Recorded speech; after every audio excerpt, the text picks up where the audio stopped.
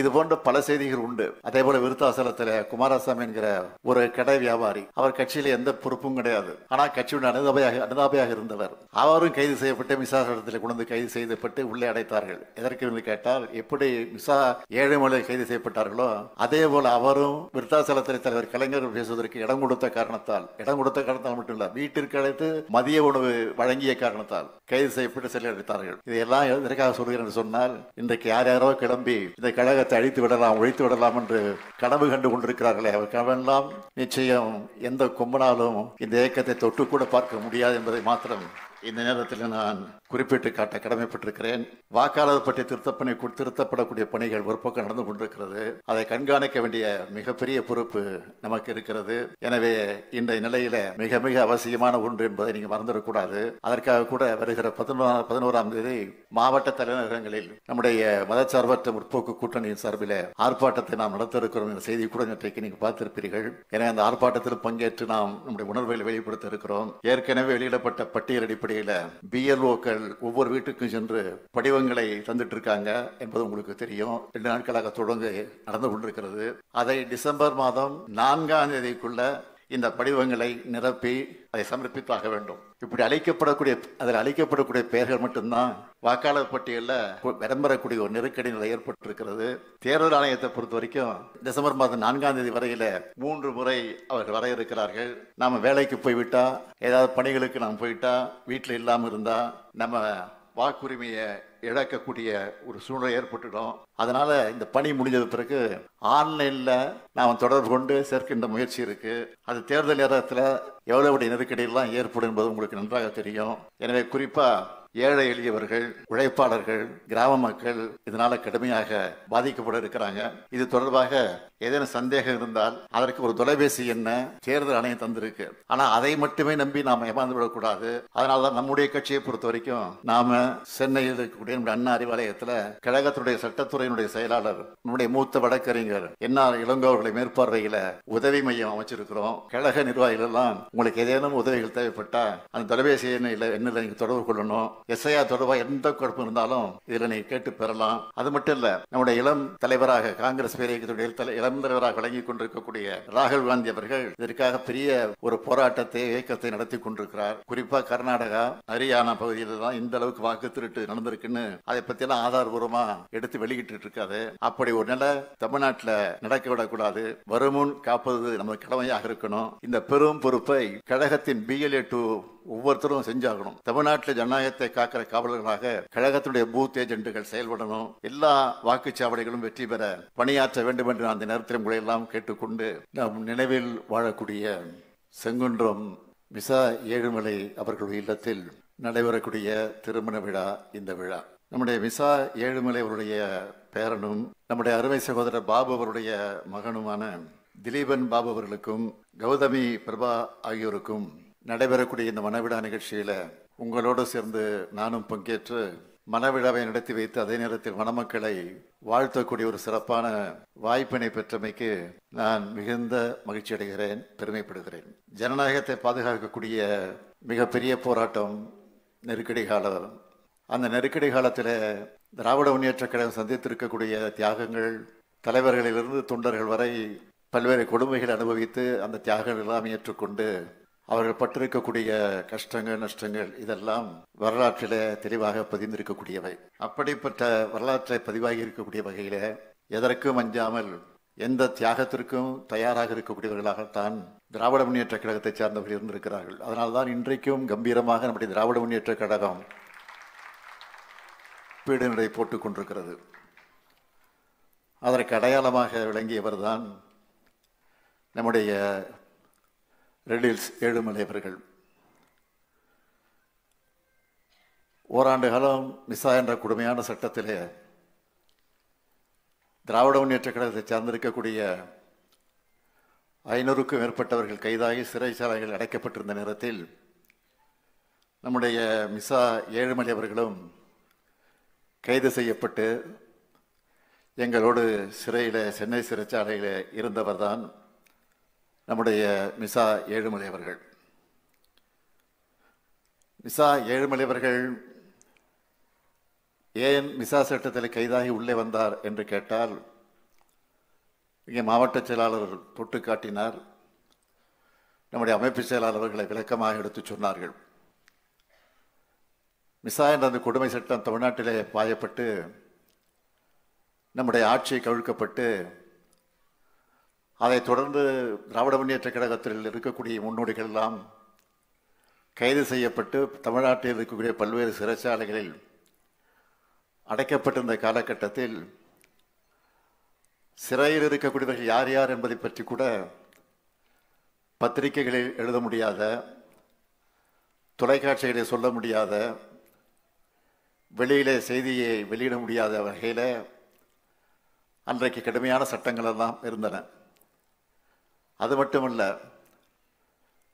கட்சியில் இருக்கக்கூடிய தலைவர்கள் யாரும் பொதுக்கூட்டத்தில் பேசக்கூடாது, வெளியிலே போய் பேசக்கூடாது, திருமணத்திற்கு சென்றால் கூட அரசியல் பேசக்கூடாத நிலையெல்லாம் இருந்த நேரம் தலைவர் கலைஞர் அவர்களுக்கு பேசுவதற்கு கூட இடம் கொடுக்கக்கூடாது என்று அன்றைக்கு பல கொடுமைகள் எல்லாம் சட்டமாக ஏற்றி வைத்திருந்தார்கள். அந்த நேரத்தில் நம்முடைய செங்குன்றம் பகுதியைச் சார்ந்த நம்முடைய மிசா ஏழுமலை அவர்கள் உடனடியாக தலைவர் கலைஞர் அவர்கள் நம்முடைய பகுதிக்கு வருவதாக இருந்தால் என்னுடைய அரிசி மில், ரைஸ் மில், அந்த மில்லை நான் தருகிறேன் என்று சொன்னபோது நம்முடைய தோழர்கள் எல்லாம் சொல்லியிருக்கிறார்கள், நீங்கள் தந்தால் உங்களுக்கு பல கொடுமைகள் ஏற்படும், உங்கள் மீது வழக்கு வரும், நீங்கள் கைது செய்யப்படுவீர்கள் என்றெல்லாம் கூட எச்சரித்திருக்கிறார்கள். ஆனால் அதை பற்றியெல்லாம் கவலைப்படாமல் எந்த கொடுமை இருந்தாலும் சரி, கைது செய்யப்பட்டாலும் சரி, நான் தலைவர் கலைஞர்களுக்கு இடம் கொடுப்பேன் என்று சொல்லி அந்த ரைஸ் மில்லை அன்றைக்கு துணிச்சலாக இருந்தார்கள். அப்படி தந்த காரணத்தால் 2-3 நாட்களுக்கு பிறகு அவர் கைது செய்யப்பட்டு சென்னை சிறையில் இருக்கக்கூடிய எங்களோடு வந்து அவரை மிசா சட்டத்தில் கைதாகி உள்ளே கொண்டு வந்து அடைத்தார்கள். இது போன்ற பல செய்திகள் உண்டு. அதே போல விருத்தாசலத்தில் குமாரசாமி என்கிற ஒரு கடை வியாபாரி, அவர் கட்சியில் எந்த பொறுப்பும் கிடையாது, ஆனால் கட்சியுடைய அனுதாபையாக இருந்தவர். அவரும் கைது செய்யப்பட்டு மிசா சட்டத்தில் கொண்டு கைது செய்யப்பட்டு உள்ளே அடைத்தார்கள். எதற்கு என்று கேட்டால், எப்படி மிசா ஏழுமலை கைது செய்யப்பட்டார்களோ அதே போல் அவரும் விருத்தாசலத்தில் தலைவர் கலைஞர் பேசுவதற்கு இடம் கொடுத்த காரணத்தால் மட்டும் இல்லை, வீட்டிற்கு அழைத்து மதிய உணவு வழங்கிய காரணத்தால் கைது செய்யப்பட்டு சிறையில் அடைத்தார்கள். இதையெல்லாம் எதற்காக சொல்கிறேன் என்று சொன்னால், இன்றைக்கு யார் யாரோ கிளம்பி இந்த கழகத்தை அழித்து விடலாம், ஒழித்து விடலாம் என்று கனவு கண்டு கொண்டிருக்கிறார்களே, அவர் கனவெல்லாம் நிச்சயம் எந்த கொம்பனாலும் இந்த இயக்கத்தை தொட்டு கூட பார்க்க முடியாது என்பதை மாத்திரம் இந்த நேரத்தில் நான் குறிப்பிட்டு காட்ட கடமைப்பட்டிருக்கிறேன். ஏழுமலை அவருடைய அருமை மகன் நம்முடைய சகோதரர் பாபு அவர்கள் இங்கே நன்றி உரையாற்றுவது எடுத்து சொன்னார். நாங்கள் பெருமைப்படுகிறோம், மிகுந்த மகிழ்ச்சி அடைகிறோம், இதை வாழ்நாளில் மறக்க மாட்டோம் என்றெல்லாம் சொன்னார்கள். ஏழுமலை இல்லத்தில் நடைபெறக்கூடிய திருமணத்தை நாங்கள் கலந்து கொள்வதிலே உள்ளபடி நாங்கள் பெருமைப்படுகிறோம், மகிழ்ச்சி அடைகிறோம் என்று தான் நான் சொல்ல வேண்டும். இன்றைக்கு பாபு அவர்கள் தந்தையினுடைய வழியில் கொள்கை தடமாறாமல் இந்த இயக்கத்திற்கு துணைந்து தன்னுடைய கடமையை நிறைவேற்றி கொண்டிருக்கிறார். மாணவ பருவத்திலிருந்தே கழக பணிகளுக்காக தன்னை ஒப்படைத்து கொண்டு முழுமையாக அவர் தன்னுடைய உழைப்பை உழைத்துக் கொண்டிருக்கிறார். போராட்ட களம் என்றாலும் துணிவோடு களம் காணக்கூடிய ஒரு ஆற்றல் மிக்க செயல் வீரராக நம்முடைய பாபு அவர்கள் விளங்கி கொண்டிருக்கிறார்கள். அவர் மென்மேலும் வளர வேண்டும் என்று நான் அந்த நேரத்தில் வாழ்த்துவதற்கு கடமைப்பட்டிருக்கிறேன். இன்றைக்கு இருக்கக்கூடிய நாடு இருக்கக்கூடிய சூழ்நிலைகள்லாம் உங்களுக்கு நன்றாக தெரியும். அதிலும் எஸ்ஐஆர் என சொல்லப்படக்கூடிய ஒரு சிறப்பு தீவிர வாக்காளர் பட்டியல் திருத்த பணிகள் தமிழ்நாட்டில் தொடங்கியிருக்கு. இந்த மாதம் 4ஆம் தேதியிலிருந்து வருகிற நவம்பர் மாதம் 4ஆம் தேதி வரையில் அந்த பணி நடைபெறவிருக்கிறது என்பது, நவம்பர் மாதம் 4ஆம் தேதியிலிருந்து டிசம்பர் மாதம் 4ஆம் தேதி வரையில் அது நடைபெறவிருக்கிறது என்பதெல்லாம் உங்களுக்கு நன்றாக தெரியும். ஆனால் இதை எதிர்த்து தமிழ்நாட்டில் இருக்கிற அனைத்து கட்சி கூட்டத்தை கூட்டி நாம் தீர்மானம் போட்டு அந்த அடிப்படையில் உச்சநீதிமன்றத்திற்கு சென்றிருக்கிறோம். வழக்கு தொடுத்து அந்த வழக்கு நடந்து கொண்டிருக்கிறது. சட்ட போராட்டம் ஒரு பக்கம் என்று சொன்னாலும் வாக்காளர் பற்றிய திருத்தப்படக்கூடிய பணிகள் ஒரு பக்கம் நடந்து கொண்டிருக்கிறது. அதை கண்காணிக்க வேண்டிய மிகப்பெரிய பொறுப்பு நமக்கு இருக்கிறது. எனவே இன்றைய நிலையில் மிக மிக அவசியமான ஒன்று என்பதை நீங்கள் மறந்துடக்கூடாது. அதற்காக கூட வருகிற 11ஆம் தேதி மாவட்ட தலைநகரங்களில் நம்முடைய மதச்சார்பற்ற முற்போக்கு கூட்டணியின் சார்பில் ஆர்ப்பாட்டத்தை நாம் நடத்த இருக்கிறோம் என்ற செய்தி கூட நேற்றைக்கு நீங்கள் பார்த்திருப்பீர்கள். எனவே அந்த ஆர்ப்பாட்டத்தில் பங்கேற்று நாம் நம்முடைய உணர்வுகளை வெளிப்படுத்த இருக்கிறோம். ஏற்கனவே வெளியிடப்பட்ட பட்டியல் அடிப்படையில் பிஎல்ஓக்கள் ஒவ்வொரு வீட்டுக்கும் சென்று படிவங்களை தந்துட்டு இருக்காங்க என்பது உங்களுக்கு தெரியும். 2 நாட்களாக தொடர்ந்து நடந்து கொண்டிருக்கிறது. அதை டிசம்பர் மாதம் 4ஆம் தேதிக்குள்ள இந்த படிவங்களை நிரப்பி அதை சமர்ப்பித்தாக வேண்டும். இப்படி அதில் அளிக்கப்படக்கூடிய பெயர்கள் மட்டும்தான் வாக்காளர் பட்டியலில் இடம்பெறக்கூடிய ஒரு நெருக்கடி நிலை ஏற்பட்டிருக்கிறது. தேர்தல் ஆணையத்தை பொறுத்த வரைக்கும் இந்த டிசம்பர் மாதம் 11ஆம் தேதி வரை, டிசம்பர் மாதம் 4ஆம் தேதி வரையில் 3 முறை அவர்கள் வர இருக்கிறார்கள். நாம் வேலைக்கு போய்விட்டால், ஏதாவது பணிகளுக்கு நாம் போயிட்டால், வீட்டில் இல்லாமல் இருந்தால் நம்ம வாக்குரிமையை இழக்கக்கூடிய ஒரு சூழ்நிலை ஏற்பட்டுடும். அதனால் இந்த பணி முடிஞ்சது பிறகு ஆன்லைனில் நாம் தொடர்பு கொண்டு சேர்க்கின்ற முயற்சி இருக்குது. அது தேர்தல் நேரத்தில் எவ்வளவு நெருக்கடியெல்லாம் ஏற்படும் என்பது உங்களுக்கு நன்றாக தெரியும். எனவே குறிப்பாக ஏழை எளியவர்கள், உழைப்பாளர்கள், கிராம மக்கள் இதனால் கடுமையாக பாதிக்கப்பட இருக்கிறாங்க. இது தொடர்பாக ஏதேனும் சந்தேகம் இருந்தால் அதற்கு ஒரு தொலைபேசி எண்ண தேர்தல் ஆணையம் தந்திருக்கு. ஆனால் அதை மட்டுமே நம்பி நாம் ஏமாந்து விடக்கூடாது. அதனால தான் நம்முடைய கட்சியை பொறுத்த வரைக்கும் நாம் சென்னையில் இருக்கக்கூடிய நம்முடைய அண்ணா அறிவாலயத்தில் கழகத்துடைய சட்டத்துறையினுடைய செயலாளர், நம்முடைய மூத்த வழக்கறிஞர் என்ஆர் இளங்கோ அவர்களை மேற்பார்வையில் உதவி மையம் அமைச்சிருக்கிறோம்.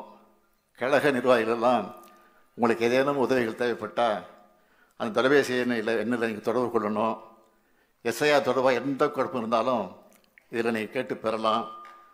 அது மட்டும் இல்லை, நம்முடைய இளம் தலைவராக, காங்கிரஸ் பேரியக்கத்துடைய இளம் தலைவராக வழங்கி கொண்டிருக்கக்கூடிய ராகுல் காந்தி அவர்கள் இதற்காக பெரிய ஒரு போராட்டத்தை, இயக்கத்தை நடத்தி கொண்டிருக்கிறார். குறிப்பாக கர்நாடகா, ஹரியானா பகுதியில் தான் இந்த அளவுக்கு வாக்கு திருட்டு நடந்திருக்குன்னு அதை பற்றியெல்லாம் ஆதாரபூர்வமாக எடுத்து வெளியிட்டு இருக்காது. அப்படி ஒரு நிலை தமிழ்நாட்டில் நடக்க விடக்கூடாது. வருமுன் காப்பது நமது கடமையாக இருக்கணும். இந்த பெரும் பொறுப்பை கழகத்தின் பிஎல்ஏ 2 ஒவ்வொருத்தரும் செஞ்சாகணும். தமிழ்நாட்டில் ஜனநாயகத்தை காக்கிற காவலர்களாக கழகத்தினுடைய பூத் ஏஜென்ட்டுகள் செயல்படணும். எல்லா வாக்குச்சாவடிகளும் வெற்றி பெற பணியாற்ற வேண்டும் என்று அந்த நேரத்தில் உங்களை எல்லாம் கேட்டுக்கொண்டு, இந்த மகிழ்ச்சியான நேரத்தில் மணக்கோலம் கொண்டு இருக்கக்கூடிய மணமக்களை அன்போடு கேட்டுக்கொள்ள விரும்புவது, உங்களுக்கு பிறக்கக்கூடிய குழந்தைகளில் அந்த குழந்தைகளுக்கு அழகான தமிழ் பெயர்களை சூட்டுங்கள். தமிழ்நாட்டின் பெருமையை சேர்த்து புகழ்மிக்க தமிழ்நாட்டை உருவாக்குங்கள் என்று நான் அந்த நேரத்தை அன்போடு கேட்டுக்கொண்டு, வாழ்க்கையில் எல்லா அன்பையும் பற்றி சிறப்போடு வாழ வேண்டும். புரட்சி கவிஞர் பாவேந்தர் பாரதிதாசன் எடுத்து சொல்லியிருக்கக்கூடிய வீட்டிற்கு விளக்காக, நாட்டிற்கு தொண்டர்களாக மணமக்கள் வாழ்க வாழ்க வாழ்க என்று வாழ்த்தி விடைபெறுகிறேன். நன்றி, வணக்கம்.